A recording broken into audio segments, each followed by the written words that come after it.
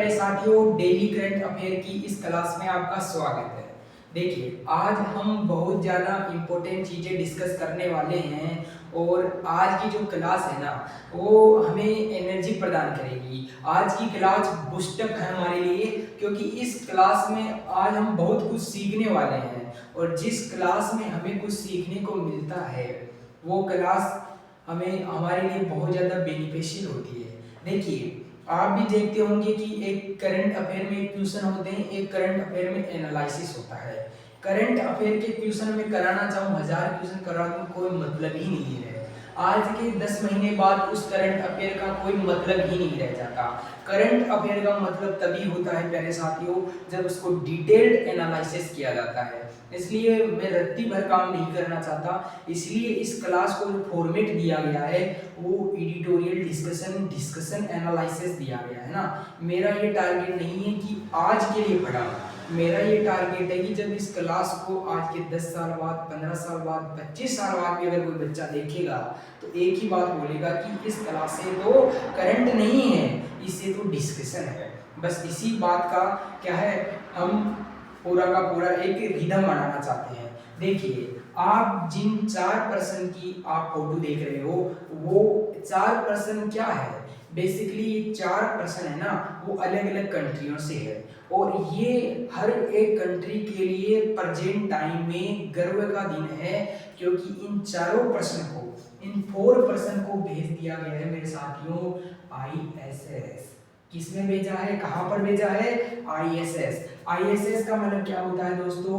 अंतरराष्ट्रीय अंतरराष्ट्रीय अंतरराष्ट्रीय अंतरराष्ट्रीय इंटरनेशनल है ना, स्पेस स्टेशन है ना, इंटरनेशनल स्पेस स्टेशन में भेज दिया है। स्पेस स्टेशन में भी क्या कर दिया है दोस्तों? भेज दिया है, स्टेशन में भेज दिया है। आप बोलेंगे जी इनको इंटरनेशनल स्पेस स्टेशन पर क्यों भेजा गया है? और भेजते तो हम बहुत को हैं, तो हमारे लिए कोई खास चर्चा का विषय क्यों नहीं है, है ना? ये खास चर्चा का विषय आपने क्यों लिया है? प्यारे साथियों, आप सब जानते हैं कि स्पेस स्टेशन में हम जाते हैं, है ना, हम स्पेस स्टेशन में भेजा जाता है साइंटिस्ट को। तो देखिए, उसके पर्पज अलग अलग है कि कुछ समय के लिए वहां पर वर्क करना, कुछ समय के लिए कुछ और करना। लेकिन इन जो 4 प्रश्नों को वहां पर भेजा गया है, वो बेसिकली है कि ये वहां पर क्या करने वाले हैं? एक्सपेरिमेंट करने वाले हैं। और लगभग कितने प्रकार के एक्सपेरिमेंट करने वाले हैं प्यारे साथियों? 60 प्रकार के एक्सपेरिमेंट करने वाले हैं। क्या करने वाले हैं? 60 प्रकार के एक्सपेरिमेंट करने वाले हैं। आप कहेंगे जी 60 प्रकार के एक्सपेरिमेंट में कुछ महत्वपूर्ण एक्सपेरिमेंट बता दो। तो देखिए प्यारे साथियों, 60 प्रकार के एक्सपेरिमेंट में एक बहुत बड़ा एक्सपेरिमेंट है कि यहाँ पर ट्रेडीफाइडा जीव लेकर गया है। ट्रेडीफाइडा क्या? ट्रेडीफाइडा जो जीव लिया गया है दोस्तों, ट्रेडीफाइडा ट्रेडीफाइडा जीव का जीवन, टेट्रीफाइडा जीव का जीवन। देखिए, इसकी इमेज आप है ना खुद है ना गूगल पर सर्च कर देखना क्या होता है टेट्रीफाइडा जीव। देखिए, टेट्रीफाइडा जीव के 8 पैर होते हैं और ये है ना, आप इसको उबालते पानी में गिर दो या आप इसको इतने ठंडे पानी में गिर दो, हर प्रकार का इन्वायरमेंट ये क्या करता है? अपने अनुसार बना लेता है। यानी कि अगर मैं किसी चींटी को अगर गर्म पानी में गिर दूंगा तो वो मर जाएगी, लेकिन प्यारे साथियों बहुत छोटा, बहुत माइक्रो में इसका आकार होता है और इसको गर्म पानी में गिर देते हैं तब भी ये नहीं मरता है। तो देखा जा रहा है कि क्या इस प्रकार के जीव जो है वो क्या स्पेस में भी जीवन यापन कर सकते हैं प्यारे साथियों? हाँ, यही देखा जा रहा है। तो दूसरी बात है कि आप अगर स्पेस स्टेशन में अगर लंबे समय तक रहकर आते हो ना, तो वहां पे आपका स्पेस स्टेशन में बेसिकली क्या है? जीरो ग्रेविटी है। क्या है? Zero gravity.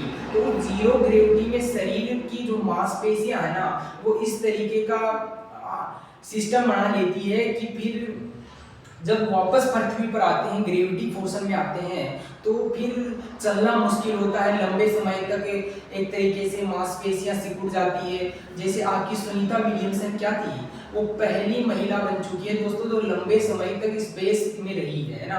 और वो जब आई है तो 6 महीने तक तो वो चल ही नहीं पाएगी। क्यों? क्योंकि उनकी मांसपेशियां क्या हो गई है, जीरो ग्रेविटी में रहते रहते अलग प्रकार का एक वहां का स्टेचू बना लिए है ना। तो अब उनको बहुत टाइम लगेगा रिकवर होने में। तो उन्हीं चीजों पर एक्सपेरिमेंट किया जाएगा कि मांसपेशियां किस तरीके से काम करती है, उनको किस तरीके से स्पेस में रहकर हम क्या कर सकते हैं, मजबूती प्रदान कर सकते हैं। और भी कई प्रकार के एक्सपेरिमेंट किए जाएंगे, ठीक है। और अब बात बताते हैं कि ये 4 पुरुष कौन है। तो प्यारे साथियों देखिए, इसमें एक तो आपका खुद का अपना है भारतीय, तो हमको तो गर्व है। और भारतीय में कौन है, तो दोस्तों 4 जो पर्सन है ना, उन 4 पर्सनों में एक है शुभांशु शुक्ला। शुभांशु शुक्ला फोटो देकर पहुंचा गए होंगे क्योंकि न्यूज में अक्सर बहुत ज्यादा चर्चित है शुभांशु शुक्ला, ठीक है, शुभांशु शुक्ला। अब आप बोलेंगे जी शुभांशु शुक्ला कौन है, तो प्यारे साथियों ये ग्रुप कैप्टन है इंडियन एयरफोर्स में। ग्रुप कैप्टन है किसमें, ग्रुप कैप्टन है इंडियन एयर फोर्स में, ग्रुप कैप्टन है प्यारे साथियों। और ये पायलट के तौर पर गए हैं, यानी कि इनका काम क्या है, बेसिकली पायलट है। क्या बनना है, पायलट का इनका काम है। दूसरा प्यारे साथियों आप देख रहे होंगे एक महिला को भी, जिसका नाम है पेगी वहिटसन। क्या, वहिटसन।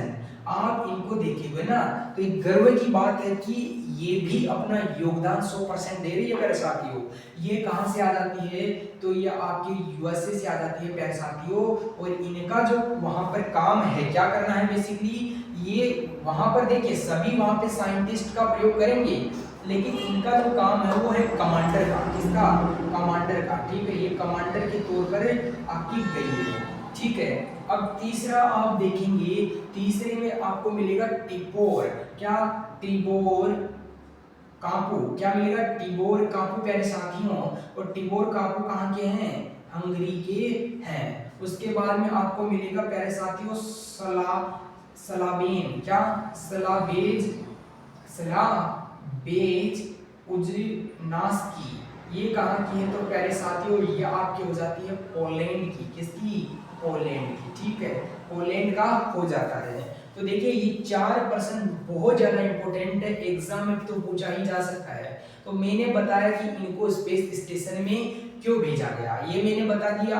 ये अब देखिए इनको कौन लेकर जाएगा, तो इनको स्पेस एक्स का ड्रैगन, जो एक मिशन का नाम है, जो ड्रैगन मिशन है, उसमें एक जो यान लेकर जाएगा उसको बोलते हैं एक्सियोम। आप देख रहे होंगे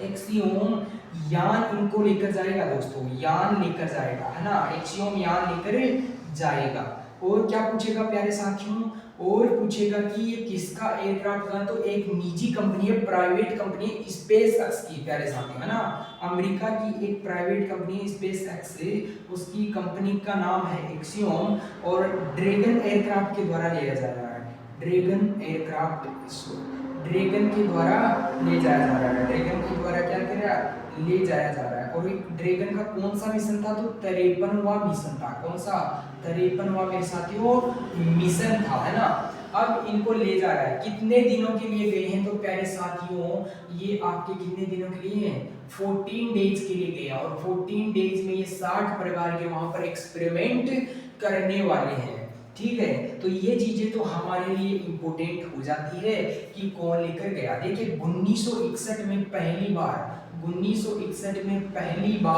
यूरी गागरिन वास्तविक, है ना, वहां का, कहाँ का, रसिया का, उसके द्वारा गए थे। तो 1961 में यूरी गागरिन गए थे, ठीक है, यूरी गागरिन पहले व्यक्ति थे जो स्पेस में गए थे, पहले व्यक्ति। क्या, पहले व्यक्ति। हमारे भारत में पहले व्यक्ति कौन थे प्यारे साथियों, 1984 में राकेश शर्मा। कौन है, राकेश शर्मा, जो आपके कहाँ पे गए थे, इंटरनेशनल स्पेस स्टेशन पर गए थे। अब प्यारे साथियों आप बोलेंगे कि कि ये इंटरनेशनल स्पेस स्टेशन होता क्या है, हमें तो यही नहीं पता। तो प्यारे साथियों यही समझाना है।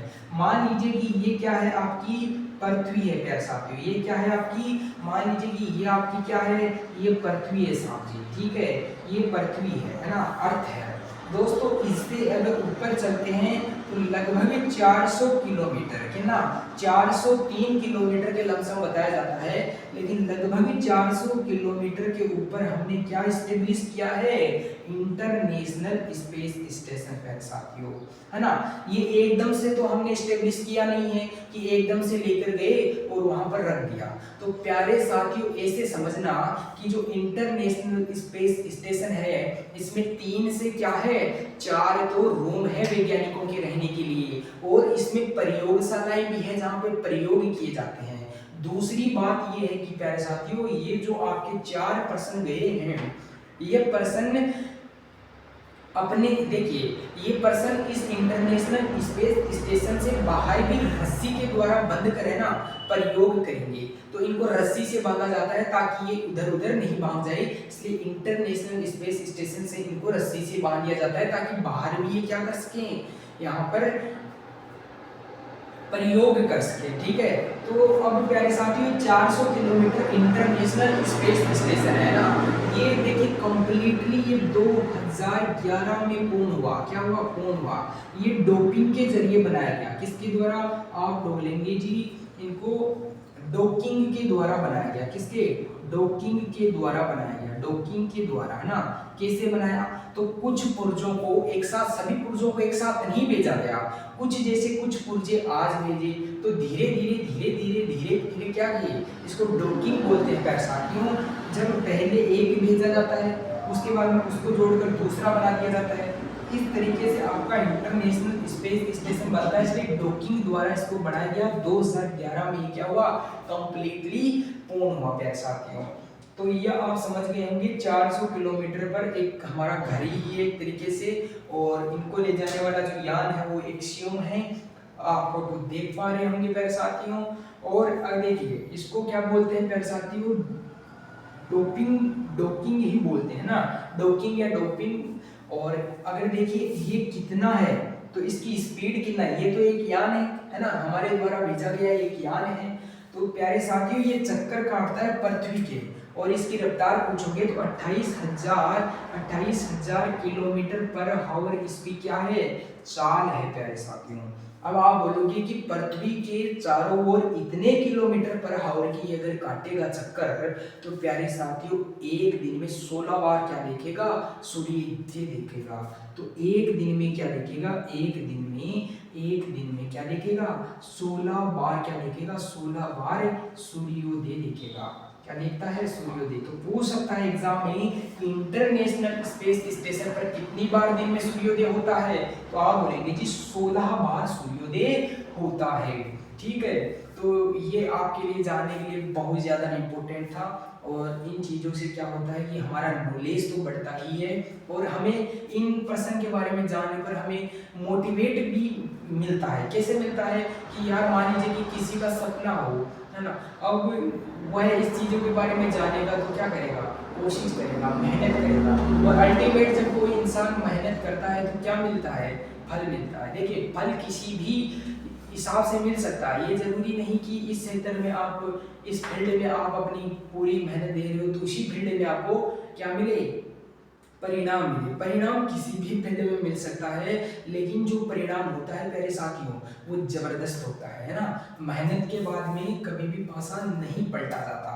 तो ये चीज़ें आपके लिए बहुत ज़्यादा इम्पोर्टेंट हो रही थी, हम सभी भारतवासियों के लिए और पूरे वर्ल्ड के लिए ये गौरवान्वित की बात है कि हम आने वाले समय में टेक्नोलॉजी में एक अहम हिस्सा दे रहे हैं। तो शुभांशु शुक्ला जी और उनके साथियों को मेरी तरफ से भी सलाम है प्यारे साथियों, है ना। तो अब हम चलते हैं हमारे नेक्स्ट टॉपिक पर। तो प्यारे साथियों आज का जो नेक्स्ट टॉपिक है ना, वो किसानों के लिए बहुत अच्छा है। क्यों? क्योंकि देखिए ये किसानों के लिए बेनिफिट की बात है। हम सब जानते हैं कि यार हमारे देश के अंदर बहुत ज़्यादा क्या जो लोग हैं वो कृषि पर डिपेंड है, और आप देखेंगे कि इस देश, ये कृषि पर निर्भर देश है हमारा देश, तो इसमें किसान क्या है, ज़्यादा है। तो देखिए प्यारे साथियों, किसान खेती करता है ना, खेती करता है। मान लीजिए कि किसान कोई खेती करता है, किसान ने मान लीजिए कि खेती की, और मान लीजिए खेती करने के बाद में उसका जो धान था वो बिका ही नहीं, तो क्या करेगा? वो तो घाटे में चला गया, है ना।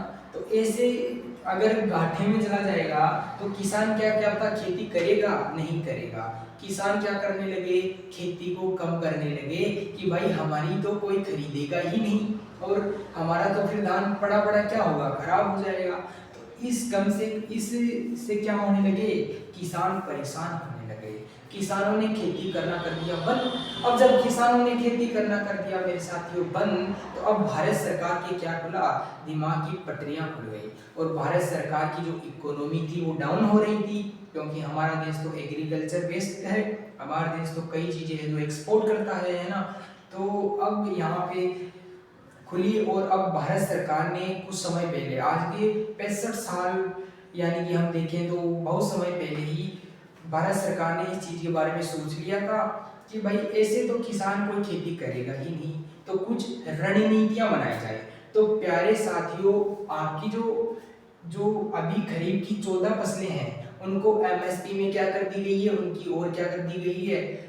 जो एमएसपी था उनका मिनिमम सेलिंग प्राइस वो बढ़ा दिया गया है। तो अब पूरी डिटेल को हम समझते हैं। तो अभी एग्जाम में क्या है? एग्जाम के लिए ये जरूरी है कि जो 14 खरीफ की जो फसलें थी उनको क्या कर दिया गया है? 14 खरीफ की फसलें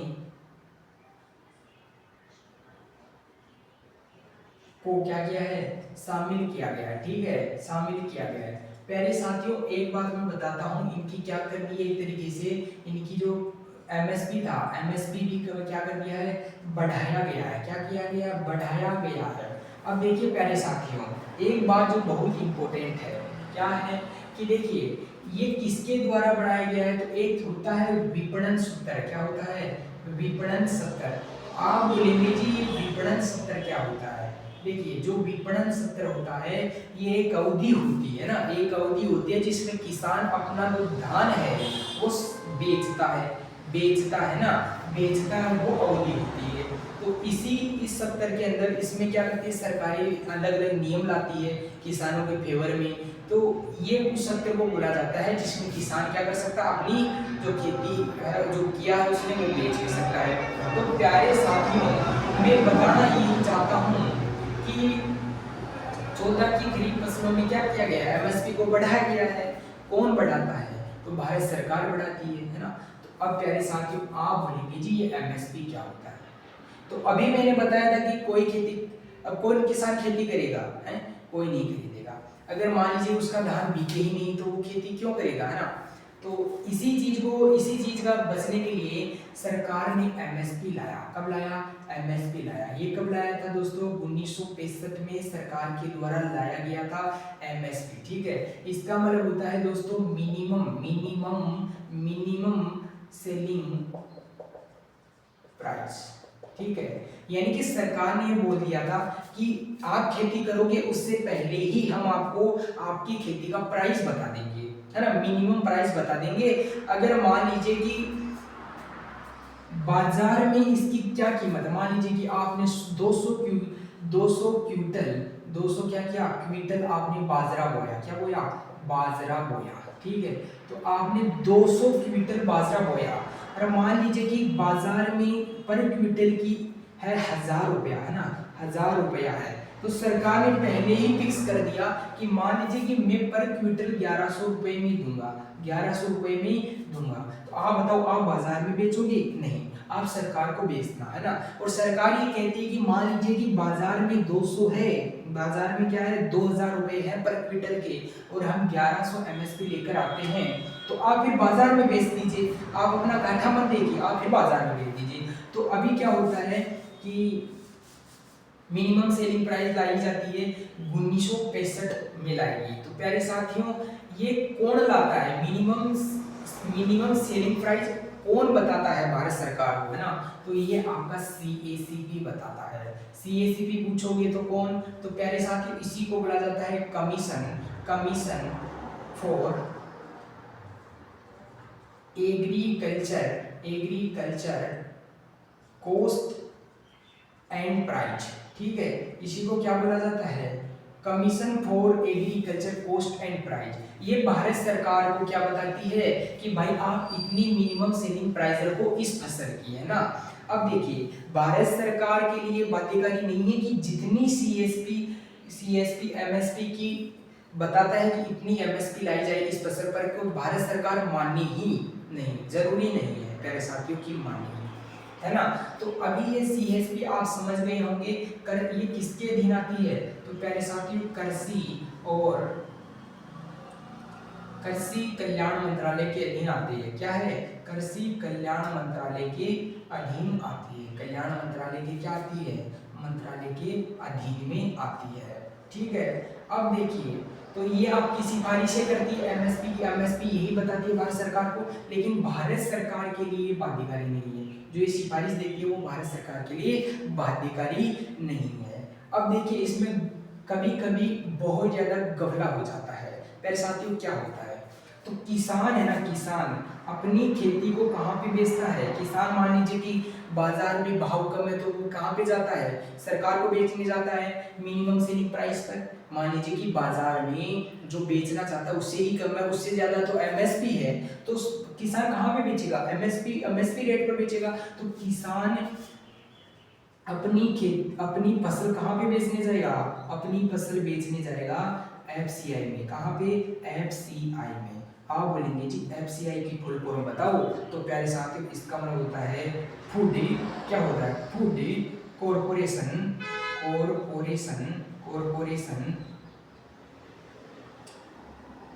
ऑफ इंडिया, ठीक है। तो इसका मतलब होता है फूड कॉरपोरेशन ऑफ इंडिया होता है प्यारे साथियों। अब मेरी बात समझना और इसको समझना। तो किसान अपनी फसल कहाँ पे बेचने जाता है, हर गांव में होती है, पंचायतों में होती है एफसीआई, फूड कॉरपोरेशन इंडेक्स। ये देखिए क्या करती है, तो ये फसलों को क्या करती है, जो खेती है, जो धान है, तो धान का भंडारण करती है। धान का क्या करती है, भंडारण करती है। धान का क्या करती है, भंडारण करती है। और क्या करती है, खरीदती है, खरीदना।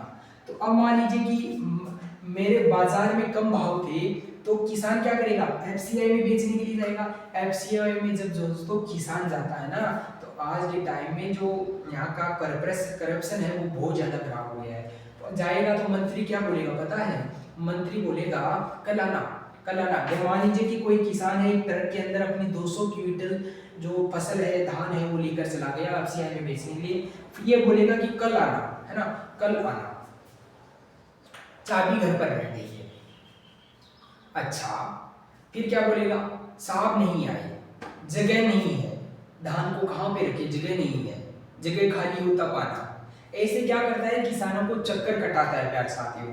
अब एक किसान एक ट्रक के अंदर धान लेकर आता है, तो उसका आने जाने का जो ट्रांसपोर्टेशन का जो खर्चा है, एक्सपेंडिचर है, वो कितना बढ़ जाता है यार। तो किसान क्या करता है कि यार, किसान देखता है एफसीआई की तूड़ी लगाओ और इसको कहाँ पे बेच दो, तो ये किसान इसको बाजार में बेच देता है, बाजार में बेच देता है। अब क्या करते हैं साहब जी, बाजार में जिसको बेचता है ना, वो संधि करता है किससे, एफसीआई के जो यहाँ पर बैठे जो खुकार आदमी है ना, उनसे क्या करते हैं, संधि करते हैं कि मान लीजिए कि अगर एमएसपी 21 रुपए में है, तो हमको तो उसको 19 में ही देना पड़ेगा, क्योंकि आप तो लोगे नहीं, तो हम तो 19 में ले लेंगे। एक काम करना, तुम मुझे ना 20 रुपया दे देना, है ना, 20 रुपया, 1 रुपया मुझे एक्स्ट्रा दे देना, फिर मैं क्या करूँगा, तुझे दे दूंगा। तो 1 रुपया इसका बच गया और 1 रुपया का लाभ इसको हो गया, है ना। इसका कितना रुपया बचा, 1 रुपया, 1 रुपये का लाभ इसको हो गया। जब दोस्तों अभी तो 1 रुपया का लाभ हुआ इन दोनों को, इसको तो लाभ होना ही नहीं चाहिए था, फिर भी इसको लाभ हो गया, उसको लाभ हो गया, है ना। उसको लाभ किसको हुआ, उस करप्शन आदमी को हुआ, सरकार को नहीं होगा। सरकार को तो बोल देगा कि देखिए हमने ये पूरा का पूरा 21 रुपये पर लिया है। तो प्यारे साथियों, ये जो आपका एफसीआई है ना, ये यहाँ पर जो कर्मचारी बैठते हैं बहुत ही आपके क्या होते हैं, रिश्वतखोर होते हैं ना। ऐसे बाजार के अंदर इनका संधि किया हुआ मामला होता है। तो अब देखिए इससे क्या हुआ, किसान को क्या हुआ, घाटा हुआ। और अगर किसान डायरेक्ट इसको बेच देगा, तो इस तरीके से संधि किए हुए होते हैं, इससे किसानों को बहुत क्या होता है, घाटा चला जाता है। तो किसानों को इसी चीज के लिए राहत देने के लिए एमएसपी लाया गया था। और देखिए खरीफ की फसलें क्या होती है, तो खरीफ की फसलें आपकी कब बोई जाती है, खरीफ की फसलें, तो खरीफ की फसलें दोस्तों मानसून पर डिपेंड होती है। किस पर? मानसून पर। जैसे अब मानसून आने वाला है तो अब जो खेती होगी वो कौन सी होगी, वो खरीफ की फसल होगी, है ना। तो मानसून पर क्या होती है, डिपेंड होती है प्यारे साथियों। दूसरी बात है कि इनको कब बोया जाता है, तो जैसे इनको जून जुलाई में बोया जाता है, जैसे जून जुलाई में बोया जाता है, जून जुलाई में बोया जाता है। और कब काटा जाता है प्यारे साथियों, और काटा जाता है ना, इनको कब काटा जाता है, अक्टूबर में इनको काटा जाता है। एग्जाम्पल दो जी, एग्जाम्पल में क्या आएगा, जैसे मोटा धान बाजरा, मक्का ज्वार, अरहर की दाल, मूंग मोठ, ठीक है। और क्या आएगा, जैसे कि आप बोलोगे मूंगफली, ये सब क्या है प्यारे साथियों, खरीफ की फसल। ये मानसून पर डिपेंड होती है ना, ये इनमें पानी की भी कम रिक्वायरमेंट होती है और ये मानसून पर भी ज्यादा डिपेंड होती है। तो हमने पूरा समझ लिया कि क्या सिस्टम है ना। तो इस तरीके से किसानों को घाटा होता है, किसान विरोध भी खूब करते हैं, लेकिन ये उनका विरोध दब जाता है साथियों। अब हम चलते हैं आज के नेक्स्ट टॉपिक। प्यारे साथियों, आज हमारा है ना करंट अफेयर का नेक्स्ट टॉपिक भी बड़ा अच्छा है और हमारे लिए भी गर्व की बात है कि आईसीसी का जो होल टीम होता है ना, होल फेम टीम, उसमें हमारे पूर्व क्रिकेटर और कह सकते हैं कि भारतीय टीम के कप्तान जो तीनों फॉर्मेट में क्या कर चुके हैं, जीत हासिल कर चुके हैं ना, वो उन्होंने क्या किया, उनको हॉल ऑफ फेम में क्या किया गया है, चुना गया है, ठीक है। तो इस बार का जो हॉल ऑफ फेम है उसमें 7 खिलाड़ियों को चुना गया है और उसमें खास बात ये कि हमारे देश के जो कप्तान थे महेंद्र सिंह धोनी, वो भी उसमें शामिल हुआ है। अच्छा, क्या होता है hall of fame, hall of fame क्या होता है, आईसीसी का हॉल ऑफ फेम क्या होता है।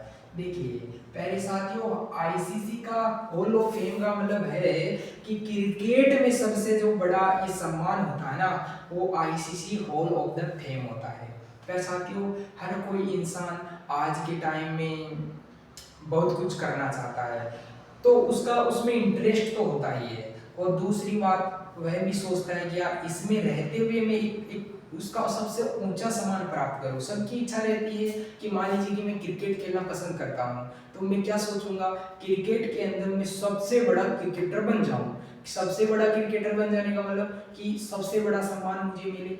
दूसरी बात है साथियों, दूसरी बात मैं बड़ी इंपॉर्टेंट कह रहा हूँ, कोई विद्यार्थी पढ़ता है तो उसका क्या पर्पज रहता है, वह सोचता है कि मैं पढ़ाई के मामले में सबसे अच्छा स्टूडेंट बन पाऊं।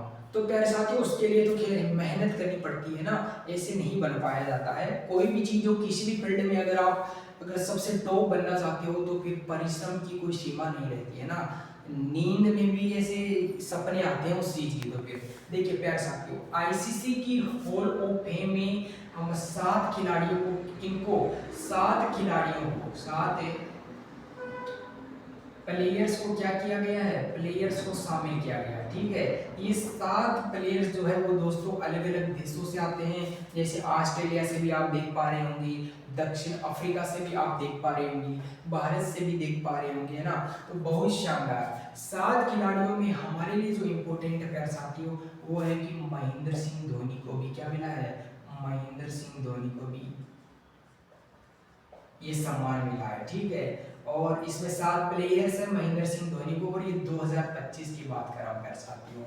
आप बोलेंगे जी ये क्यों दिया जाता है, तो यही बात है कि क्रिकेट के जो इतिहास है उसमें एक अच्छा ये सम्मान माना जाता है, और लंबे समय से एक अच्छा प्रदर्शन कर रहा हो, यानी कि कब दिया जाता है, तो क्रिकेट में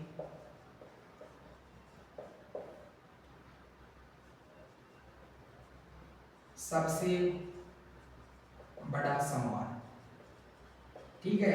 दूसरा क्यों दिया जाता है, तो लंबे समय से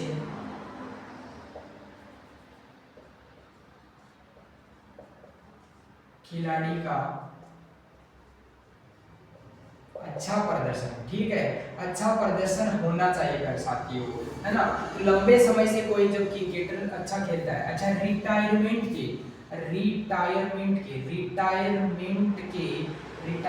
के 5 साल बाद दिया जाता है, 5 साल बाद दिया जाता है, बाद दिया जाता है।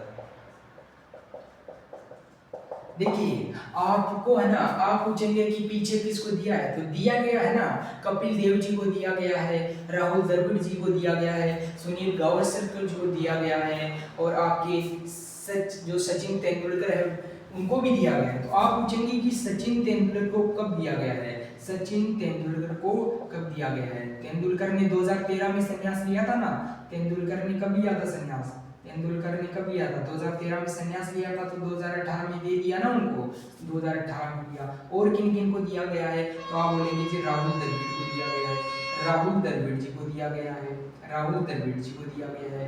दूसरा किसको दिया है, दूसरा आपके आपके जो कपिल देव जी है, जिन्होंने 1986 का जो वर्ल्ड कप था वो जिताया था कपिल देव जी, है ना। और आप बताइए कि हमने दूसरा वर्ल्ड कप कब जीता था, है ना, दूसरा वर्ल्ड कप कब जीता और किसकी कप्तानी में जीता।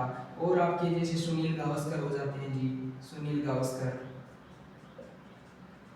इनको भी मिला है, लेकिन 2025 वाला एक ही भारतीय को मिला है, ये बात हमारे लिए जानने की जरूरी थी प्यारे साथियों। तो आप देख रहे होंगे कि हमारे लिए गर्व की बात है, और जब ये सभी देशों के लिए दिया जाता है, जिस भी देश में अच्छा प्रदर्शन होता है क्रिकेट का, तो उसको दिया ही जाता है, जरूर दिया जाता है। इसमें आप सोच रहे होंगे कि कोई भेदभाव वाला सिस्टम होगा, तो भेदभाव का इसमें कोई वो नहीं सिस्टम रहता।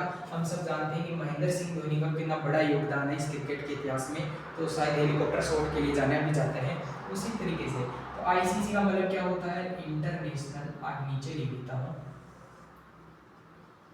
इंटरनेशनल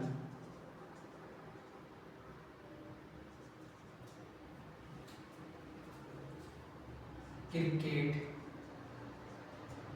काउंसिल, ठीक है, तो इंटरनेशनल क्रिकेट काउंसिल होता है। तो ये चीजें हमारे लिए जानने की जरूरत थी, मोस्ट इंपॉर्टेंट है एग्जाम की दृष्टि से भी, और हमने जाना कि क्रिकेट में ये एक अच्छा क्या होता है, सम्मान होता है। अब हम चलते हैं साथियों नेक्स्ट टॉपिक पर। प्यारे साथियों, अब इतनी देर तक आपको मोटिवेट भी किया, आपको करंट अफेयर भी बताया, लेकिन कुछ चीजें होती है जिनको एक्स्ट्रा भी बताना पड़ता है। पढ़ाने पढ़ाने से काम नहीं चलता, क्योंकि समाज पूरा का पूरा आप कह सकते हो कि समाज के अंदर बहुत सारी बीमारियां हैं, कई सारे कीड़े पनप रहे हैं, उन कीड़ों को तक सजा नहीं मिल जाती, तब तक पढ़ाई का कोई औचित्य नहीं है। पहले साथियों देखिए, मैं क्या कर सकता हूँ, मैं इतना ही कर सकता हूँ कि अगर आप मेरे से पढ़ रहे हो तो मैं आपको बस सही रास्ते पर ले जाना रखूँ। मैं इस करोड़ों की आबादी में मैं हर किसी को मोटिवेट नहीं कर सकता, और ना ही हर कोई मेरे से मोटिवेट होगा, ठीक है। तो मेरा एक मकसद है कि आपको जिंदगी में बहुत कुछ करना है, आपको एक अच्छे रास्ते पर चलना है। देखिए प्यारे साथियों, हमेशा पैसा, शोहरत, इज्जत के लिए कुछ नहीं होता है ना। जिंदगी में बहुत सारी चीजें हैं जो बिना पैसे के ही संभव है, और एक अच्छे जीवन के लिए, एक अच्छी जिंदगी के लिए आपको पैसों के लिए जरूरी नहीं है। आपका आचरण अच्छा होना चाहिए, आपका जो लोगों के प्रति प्रेम भाव की जो भावना है वो अच्छी होनी चाहिए। लेकिन जब ऐसी बीमारियों को मैं अक्सर न्यूज में देखता हूँ, तो कई बार ऐसे लगता है कि समाज में क्या हो रहा है। प्यारे साथियों देखिए, हमने इससे पहले एक न्यूज से सुनी थी जिसमें मेरठ में कांड हुआ था, और उस कांड में मुस्कान ने अपने पति सौरभ को अपने बॉयफ्रेंड के साथ में क्या कर दिया था, मर्डर कर दिया था। तो प्यारे साथियों, इससे होता क्या है, इससे क्या होता है, इससे समाज का जो इफेक्ट है वो हर किसी पर पड़ने लग जाता है। मैं एक बात कहता हूँ, मान लीजिए कि जब कोई एक चीज पहले बार किसी समाज में पहुंचती है तो लोगों का उसको थोड़ा डर रहता है, लेकिन जब वह चीज रेगुलेटरी रिदम में बन जाएगी तो डर नहीं रहेगा। पर साथियों, आज अगर हमारे देश में, हमारे गांव में ही अगर साल, हम मान लीजिए कि 20 साल में एक मर्डर हो जाता है तो हम डरते हैं मर्डर से। लेकिन अगर डेली अगर किसी का मर्डर होने लग गया तो गांव वाले डरेंगे नहीं, क्योंकि गांव वाले खुद क्या हो जाएंगे, मर्डर करने वाले हो जाएंगे, तो गांव वाले फिर नहीं डर पाएंगे। इसलिए प्यारे साथियों, ये जैसी जैसे मुस्कान ने अपने पति को मरवाया था, ये ऐसी ही बीमारी और पड़ पाई है। ऐसी बीमारी क्या है, तो देखिए यार, अगर आपको किसी से शादी नहीं करनी, आप अपने घर वालों को बता दीजिए कि मैं इससे शादी नहीं करना चाहता, या उस पर्सन को बता दीजिए कि देख, मैं तो पैसे के खातिर ही तुझसे शादी की है, वरना मैं शादी ही नहीं करती। किसी की जिंदगी के लिए जिंदगी को आप खत्म कर रहे हो, ये सरासर बहुत बड़ी है। देखिए, पैसे में जिंदगी नहीं खरीद सकते, पैसे में तो जिंदगी क्या, इंसान का पल भी नहीं खरीदा जा सकता है ना। पैसे में तो इंसान का पल भी नहीं खरीदा जा सकता। एक कहानी सुनाता हूँ आपको सिकंदर की। देखिए, सिकंदर अपनी जिंदगी में बहुत सारी लड़ाइयाँ जीत चुका था, हालांकि पोरस पर आया था हमारे देश में, तो भी उसका एक अच्छा युद्ध माना जाता है, और कई बोलते हैं कि युद्ध जीत भी गया था, है ना। तो प्यारे साथियों, सिकंदर ने कभी किसी हार नहीं मानी थी, और सिकंदर के पास में इतनी धन दौलत थी, इतनी ज़्यादा, पूछे मत। लेकिन जब आखिरी समय आया, जब 5 मिनट ही उसके पास में बचे थे, तो वैद्यों ने कहा, उसके जो वैद्य होते थे उस समय, डॉक्टर की जगह वैद्य होते थे, शल्य चिकित्सक होते थे, तो उन्होंने कहा कि भाई 5 मिनट है, आप 5 मिनट बाद में नहीं जी पाओगे। तो उसने बोला था कि मुझे मेरी माँ से मिलवा दो बस 5 मिनट का। तो घर से हॉस्पिटल की जो दूरी थी उस समय, वो थोड़ी सी ज़्यादा थी। हॉस्पिटल का मतलब चिकित्सक का जो घर था, शल्य चिकित्सक का, वो थोड़ा सा दूर पड़ता। तो बोला कि ये संभव नहीं है। तो फिर बोला कि मेरा कुछ दौलत ले लेना। तो बोला कि संभव नहीं है, 5 मिनट में दौलत कुछ काम की नहीं है, हम नहीं ले सकते। कि बोला कि पूरा गांव ले लेना मेरा, नहीं। बोला कि पूरा ही मेरा धन दौलत पूरी ही ले लेना, मुझे मेरी माँ से मिलवा दो। तो आपके जो शल्य चिकित्सक थे, उन्होंने कहा कि संभव नहीं है, अब आप नहीं जी सकते, आपके पास समय ही इतना है, पैसे से हम आपकी जान नहीं बचा सकते। तो सिकंदर को अफसोस हुआ कि आज तक मैंने किस लिए लड़ा, किस लिए लड़ा, क्या पैसों के लिए? तो आज पैसे मेरे किसी काम के नहीं है ना। तो जब सिकंदर ने भी इस चीज को समझा था, तो उसने कहा था कि जब मैं मरूं ना, मैं मर जाऊं और मेरा अंतिम संस्कार के लिए आप ले जाओ, तो मेरे दोनों हाथों को साइड में ऐसे रख देना अर्थी के। तो इससे लोगों को एक संदेश जाएगा कि आज पूरी दुनिया को जीतने वाला सिकंदर भी खाली हाथ जा रहा है ना। तो उसने एक अच्छा संकेत दिया था। तो प्यारे साथियों, अगर ऐसे इनको अगर पैसे ही चाहिए तो ये शादियां क्यों करती है? मान लीजिए कि शादी कर भी ली दबाव में आकर, तो फिर दबाव का तो वैसे कोई लॉजिक ही नहीं है आज के समय में, क्योंकि अगर आप दबाव में आकर कर सकते हो तो आप कोर्ट में भी कर सकते हो, पुलिस स्टेशन में भी इसकी कार्रवाई कर सकते हो कि, है ना। तो देखिए, पर क्या होता है कि इनको कोई मतलब नहीं रहता है, ये पहले से ही ऐसे होते हैं। तो उस लड़के की, सौरभ की क्या गलती थी? कुछ गलती नहीं थी, उसको मरवा दिया गया। वो नौकरी करता था प्यारे साथी नेवी की, मर्चेंट नेवी में नौकरी में था।